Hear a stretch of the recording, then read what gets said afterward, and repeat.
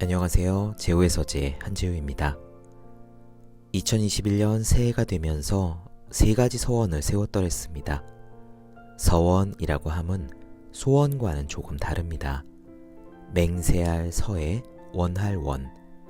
원하는 바를 정하고 그것을 이루겠다고 맹세하는 걸 말합니다. 무언가를 이루게 해달라는 기도에 그치는 것이 아니라 그것을 향해 노력하겠다고 다짐하는 쪽에 방점이 찍혀 있습니다. 중요한 것은 나의 노력인 셈인데요. 아무튼 많은 분들이 무근해를 보내고 새해를 맞이하며 소원을 빌고 목표를 세우듯이 저 역시 올해에 나아가고자 하는 바를 세 가지로 정리했죠. 첫 번째, 두 번째 서원은요, 많은 분들이 소망하시는 것과 크게 다르진 않을 겁니다. 누구나 새해 벽두에 빌어볼 만한 원입니다. 하지만 세 번째 서원은 조금 드물 수도 있겠다는 생각이 듭니다. 저는 얼마 전부터 아잔 브람 스님의 글을 읽기 시작했습니다. 아잔 브람은 영국 케임브리지대 출신의 이론 물리학자인데 태국의 숲속에 들어가 아잔 차라는 큰 스님 아래에서 9년을 수행하고요. 지금은 세계적인 명상 지도자가 된 그런 스님입니다. 우리나라도 소개되어서 큰 사랑을 받은 술 취한 코끼리 길들이기의 저자이기도 합니다. 저는 작년 1년 동안 서울대에서 신비주의와 종교심리학 수업을 두루 들을 기회가 있었는데요. 수업을 통해 대학 시절부터 한 20년 가까이 관심을 가졌던 명상과 영성 쪽의 경험, 지혜들이 많이 통합되는 느낌을 받았어요. 복된 일입니다. 그러던 가운데 인연이 닿은 것이 아잔 브람의 가르침. 그의 책 성난 물소 놓아주기 안에요, 이런 구절이 있었습니다. 이 세상에서 마음을 고요하고 평온하게 할 수 있는 사람은 극히 드물다. 그런 드문 사람 중 한 사람이 되어라. 왠지 그 구절이 마치 낯익은 음악 선율처럼 가슴에 와 닿았습니다. 언제나 마음을 고요하고 평온하게 할 수 있는 사람은 극히 드물다. 그런 드문 사람 중 한 사람이 되어라. 그리고 문득 이런 생각이 올라왔습니다. 그런 사람이 한번 되어볼까? 제가 군대에 있을 때 자주 들었던 표현 중에 이런 말이 있었어요. 나다 싶으면 손을 들어라. 예를 들어서 어떤 작업 지시 같은 것이 내려와서 자원할 사람을 모을 때요, 왠지 내 일인 것 같은데 라는 느낌이 오면 실제로도 그런 거니까 손을 들고 자원하라는 말이었습니다. 우습게도 저는 마음을 고요하고 평온하게 할 수 있는 사람이 되어라, 이 구절을 읽을 때 그 비슷한 느낌이 들었습니다. 이건 내 이야기인가? 내 몫인가? 내가 해야 할 일인가? 그래서 작년 마지막 날 새해의 서원을 꼽아보면서 세 번째 것으로 이런 다짐을 했습니다. 새해에는 언제 어느 때라도 고요하고 평온한 사람이 되기를 서원합니다. 이사도 가야 하고 아이도 태어나고 돈도 벌어야 하고 하여튼 해야 할 일이 부쩍 늘어날 새해이기 때문에 저로서는 상당히 의미 있는 과제이자 서원이었습니다. 고요하고 평온하기 힘들 날들이 덜어 있을 테니까요. 물론 서원을 세운다고 당장 그렇게 될 수 있는 것은 아닙니다. 대신 그렇게 원을 세우면 이런저런 일들이 들이닥칠 때 아무래도 훨씬 낫겠죠. 적어도 노력의 방향은 그렇게 정한 겁니다. 제가 작년에 펴낸 책 태도 수업 안에 이런 문장이 있잖아요. 태도가 상황보다 중요하다. 그리고 2021년 새해가 밝았습니다. 아침 겸 점심을 먹고 하루 일정을 시작하려던 참이었습니다. 잠깐 다녀올 곳이 있어서 차 키를 가지고 주차장으로 갔어요. 제 차 앞에 다른 차가 평행 주차를 해두었더라고요. 전화를 해서 차를 빼달라고 했습니다. 그분은 금세 내려왔고 제가 운전석에 앉아서 볼 때 저의 왼쪽 편으로 차를 이동했습니다. 사실 원래 저는 보통 차를 왼쪽으로 빼서 나가는데요. 그리고 또 제 앞에 정면에는 누군가가 해놓은 불법 주차 차량이 있었습니다. 빠져나갈 공간이 마땅치 않았지만 하는 수 없이 왼쪽과 앞이 막혀 있었기 때문에 오른쪽으로 핸들을 잔뜩 꺾고 엑셀레이터를 밟기 시작했습니다. 그 순간요, 푹 하는 소리, 자동차 오른쪽 옆구리에서 들려오는 둔탁한 소리, 순간 머리가 하얘졌습니다. 아찔하더라고요. 자동차 옆구리를 주차장 기둥에 비벼댄 거예요. 후진기어를 넣고 제자리로 돌아갔습니다. 차 문을 열고 내려서 살펴봤죠. 조수석의 뒤쪽 문이 긁히다 못해서 푹 들어가 버렸고 기둥의 대리석들이 깨져 있었습니다.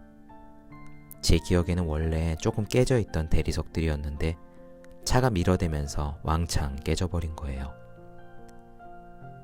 전날 밤, 그러니까 12월 31일 날 밤에도 돈을 벌어보겠다고 피곤을 참고 밤 10시까지 일하다가 들어온 자신이 떠올랐습니다. 제 왼쪽 손이 저절로 올라가서요, 제 뒷머리를 쥐어뜯고 있는 것을 보았습니다.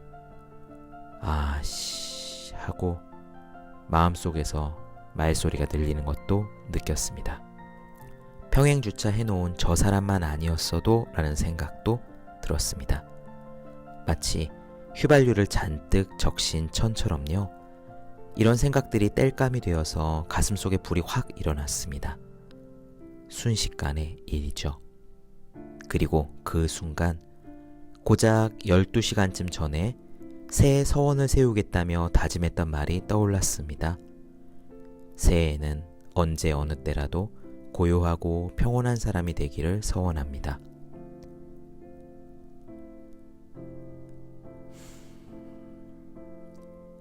한숨을 크게 몰아서 내쉬고 다시 차에 올라탔습니다. 벌어진 일은 벌어진 일. 일단 잠깐 다녀올 곳부터 가는 편이 좋을 것 같아 숨을 깊고 길게 두어 번 더 쉬었습니다. 사람이 평정심을 잃었을 때 얼마나 손발이 제멋대로 노는지 저는 카페를 운영할 때 여러 번 겪어서 잘 압니다. 아주 작은 마음의 동요만 있어도 원두가루를 흘리거나 스팀 우유의 거품이 고르게 되지 않거든요. 이 세상에서 마음을 고요하고 평온하게 할 수 있는 사람은 극히 드물다. 아잔브람의 그 문장을 거듭 생각하면서 마음을 가라앉혔습니다. 한 10분 정도 걸렸지 싶습니다. 그럭저럭 마음은 가라앉았고 저는 다시 일을 보고 차를 몰아 집으로 돌아왔습니다. 그런데요, 그 짧은 시간 다녀오는데 제가 부딪혀 놓은 기둥에 종이가 붙어 있더군요. 1월 1일 12시 30분 2439 차주분께서는 원상복구 바랍니다. 처음에 그 종이를 보고 들은 생각은 이게 뭐지? 였습니다. 누구를 뺑소니범이라고 생각하나? 내가 몇 년을 살아온 내 집 기둥인데 내가 도망갈까봐? 두 번째로 이런 생각이 들었습니다. 그새 누가 써붙인 거지? 곧장 답은 떠올랐습니다. 제 차 앞을 막고 있던 평행주차 차량. 내가 옆구리를 우지끈하는 것을 보고 집 안으로 후다닥 뛰어들어가더니 이거 써붙이러 간 거였구나. 그리고요, 세 번째로 든 생각. 아니, 눈앞에서 차가 사고 나는 것을 보면, 그것도 자기 차량이 왼쪽 방향을 막고 있어서 내가 오른쪽으로 차를 빼다가 눈앞에서 우지끈한 거면 일단 괜찮냐고 물어봐야 되는 거 아니야? 아무 일 없는 듯이 후다닥 뛰어들어가더니 내가 내 집에서 뺑소니라도 할까봐 이거를 쓰러 갔어? 그렇게 세 번째 생각이 이르렀을 때 순간 웃음이 피식 나더라고요. 뭐랄까 이런 느낌이었습니다. 이래도 고요하고 평온한 마음 운운할 테냐? 라고 누군가 말하는 느낌. 저는요, 제 차에 있던 매직펜을 꺼냈습니다. 그래서 그 사람이 써놓은 종이 아래에 일단 한마디를 덧붙였습니다. 네, 확인하였습니다. 2439. 쪼그려 앉아 그 말을 써넣는데 아래층에 사시는 용달차 아저씨, 또 다른 아래층에 사시는 택시기사 아저씨가 차례차례 내려오시다가 저를 보았습니다. 저희 집을 포함해 10년째 이 건물에서 살아오신 분들입니다. 어이구, 차 많이 망가졌네. 정초부터 일을 어째 그냥 액땜했다 치십시다. 저는 인사를 나누고 집으로 올라가 인터넷에서 대리석 기둥 복구라고 검색했습니다. 비슷한 사고들이 덜어 있는지 업체들이 금방 나오더군요. 몇몇 업체의 연락처에 문자와 현장 사진을 보냈습니다. 새해 복 많이 받으세요. 차량을 빼다가 주차장 기둥 대리석을 파손했습니다. 수리하려면 비용이 어떻게 될지 질문 드립니다. 다들 금세 답변을 주셨고 가장 견적이 낮은 업체에 추가로 문의를 한 뒤에 수리 일정을 잡았습니다. 다행히 일주일 안에 수리는 완료될 것이라 했습니다.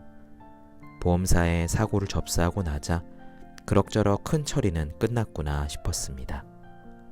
제가 처음 겪는 자동차 사고, 그것도 새해 첫날 첫 운행에서 그랬으니 액땜 제대로 했구나 라는 생각이 들었습니다. 종이를 한 장 꺼내 글을 썼습니다. 주차장 기둥에 붙일 종이였습니다. 1월 4일 실측 후 다음 주 중 수리 예정입니다. 불편을 드려 죄송합니다. 새해 복 많이 받으세요. 2439 드림. 1월 1일 밤에는 명상 수련 시간이 잡혀 있었습니다. 수련을 마치고 나서 스님과 차담을 나누다 오늘 겪은 사고 이야기를 했습니다. 새해에는 언제 어느 때라도 고요하고 평온한 사람이 되기를 서원했는데 채 하루도 지나지 않아 그런 일이 생겼다고 이야기하며 웃었습니다. 스님은 이렇게 이야기하시더군요. 수행에는 원래 마장이 따르기 마련이어서 마음 공부 잘하겠다는 서원을 세우면 곧장 그것을 시험하는 과제가 들이닥칩니다. 이야기를 들으니 그럴 수도 있겠구나 싶었습니다. 아잔브람은 이렇게 얘기했죠. 이 세상에서 마음을 고요하고 평온하게 할 수 있는 사람은 극히 드물다. 그런 드문 사람 중 한 사람이 되어라. 자동차 옆구리를 우지끈한 순간 주의를 기울이지 않은 자신에 대한 자책과 들어가야 할 수리비에 대한 걱정과 평행주차로 내 앞을 막은 저 사람에 대한 분노가 화염처럼 일어나는 것을 저는 똑똑하게 보았습니다. 아잔브람이라면 그 순간 어땠을까라고 생각했습니다. 아마 불길이 일지 않았겠죠. 혹은 불길이 일어나려 하는 순간 알아채고 사그라들었을 겁니다. 돌이켜보면 그 일은요, 마음을 고요하고 평온하게 할 수 있는 극히 드문 사람이 되어볼 수 있었던 딱 맞는 기회였던 겁니다. 수련을 마치고 텅 빈 강변북로를 달려 집으로 돌아오는 차 안에서 슬며시 웃음이 났습니다. 언젠가 읽었던 문장이 떠올랐기 때문입니다. 신에게 능력을 달라고 기도했더니 신은 능력을 발휘해야 할 문제를 주셨다. 그 문장이 꼭 오늘 저에게 일어난 일이었습니다. Universe likes speed. 우주는 속도를 좋아한다 라는 말이 있죠. 새해에 세운 3가지 서원 중 하나가 하루 만에 이루어진 셈입니다.